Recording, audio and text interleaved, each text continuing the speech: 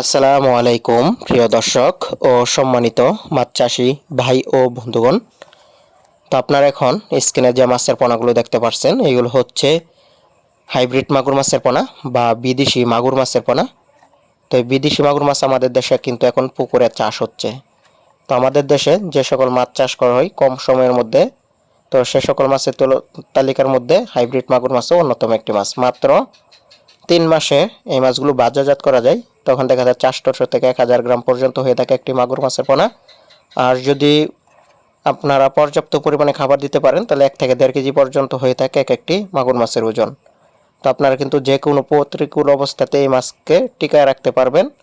তো খাবার হিসাবে কিন্তু বেকারির যে পচা মালগুড়া রয়েছে এগুলোও দিতে পারেন, বা পচা মুরগি, বাজারে যে মুরগি জবাই করে নাড়ি বুড়ি আছে এগুলোও খাবার দিতে পারেন, বা আপনারা ফিট খাবার খাওয়াও কিন্তু এই মাছ চাষ করতে পারেন।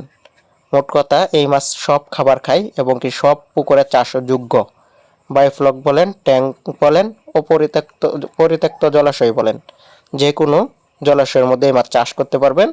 এই মাছের রোগবালাই নাই বললেই চলে, এবং কি এই মাছের গ্যাস নাই বললেও চলে। গ্যাসের জনিত সমস্যাও পুকুরে দেখা দিলে এই মাছ কোনো সমস্যা হয় না।